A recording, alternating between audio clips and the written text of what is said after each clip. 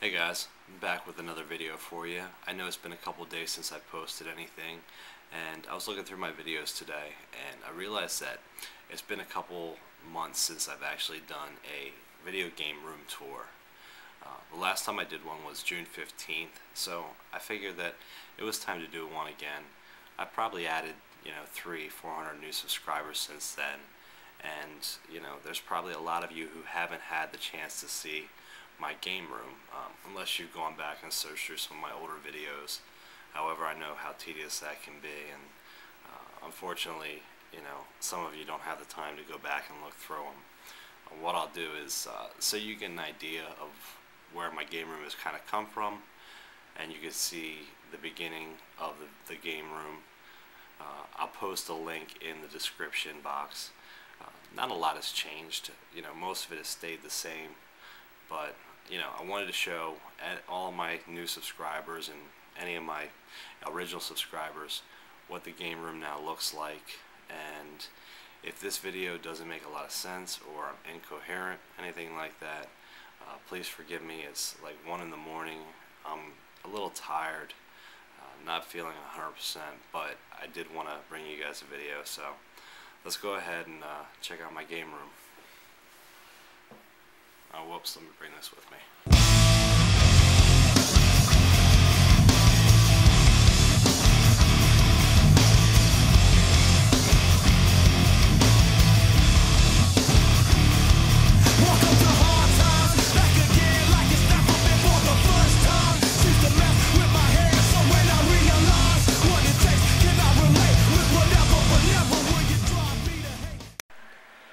Okay, so here we are entering into the game room. Some of you, this will be the first time you've seen it, so I'll give you a quick run through and just 360 degree video of the room itself. It's a little bit on the small side, but you know what, this is, without saying or needless to say, my favorite room in my entire house. One of the cool advantages to owning your own home and to having spare rooms that aren't occupied with living beings is being able to have your own space to play games and to put your collectibles in. I'll show you first of all a layout of the stuff.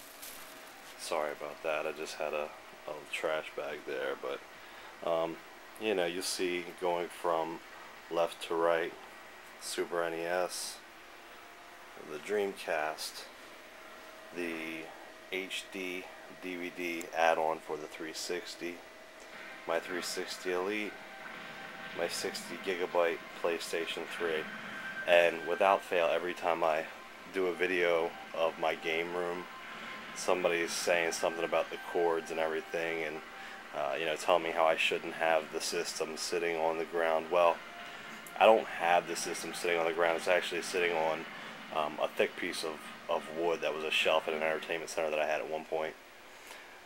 So you know what, there's no static electricity running through that. I know somebody's gonna say you shouldn't have your 360 standing up like that because it's gonna mess up the disc.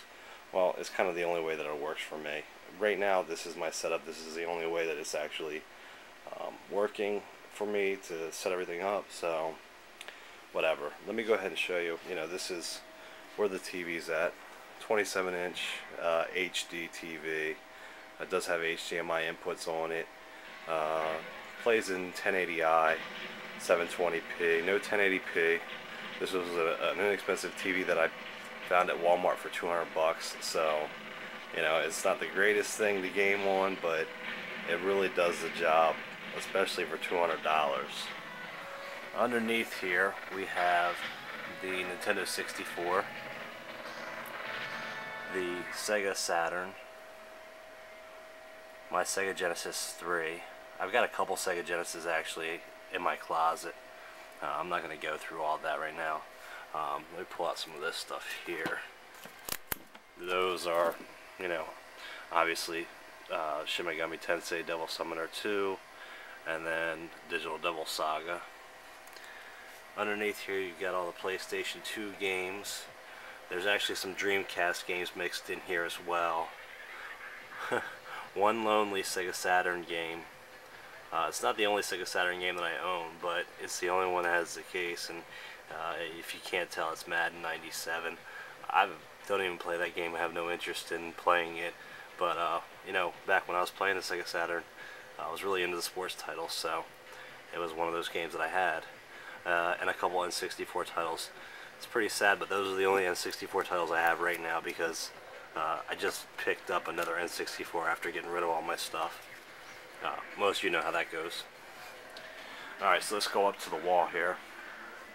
Some of the things that you're going to see. This here is actually something that I picked up more recently. We're going through the mall and they have those kiosks set up where they're selling all that, you know, garbage and stuff like that. And this is one of those motion pictures. What it is I guess it's supposed to replicate New York City. But you know, it actually does plug in. It has, you know, sound, and then the water looks like it's moving. The lights are on in the buildings. So I thought it was a really cool thing. And the regular price on it was like, I want to say 70 bucks, but they were trying to get rid of all of these, so it was like $20. And you know, for that price I picked it up. There's my World Series champions, Philadelphia Phillies pennant. Hopefully we'll see a repeat this year. I don't know though. I have my doubts with the way things are going with the team. For those of you who see my older videos, this is my Judgment Night poster. You'll remember that. Also my Spider-Man 3 poster. I got that when I worked at GameStop. We were giving those out with pre-orders. Talladega Nights.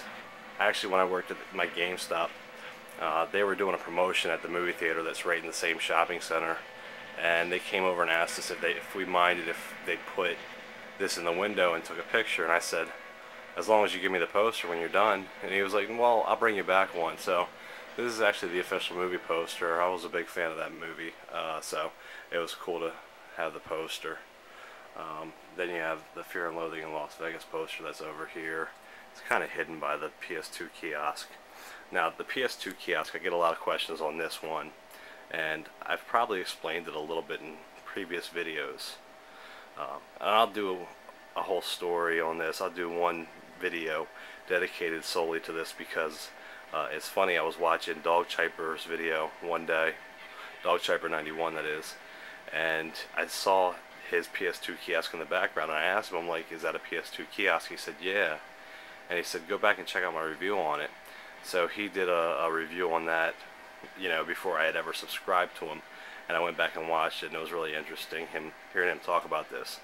But just to make a long story short, for sake of you know, getting this entire video up, I was working as a GameStop as a manager. They told all the managers in the stores to pull this off the floor. Not all the managers, but my district manager told me personally as a manager to pull this off of my store floor. So I pulled it off. It spent some time in the back room, and I think at that point he kind of had forgotten that we pulled it off the floor. So it was just collecting dust, and one day I decided just to throw it in the back of my SUV and take it home. I'll explain more of that in another video at some point. What you'll see here is kind of where I have a lot of the video games at. First of all, on the top is the Sega Saturn, Sega Saturn, yeah right, the PlayStation 1 with the screen that I recently picked up. You've probably seen that in my update video. If not, you can go back and check that out.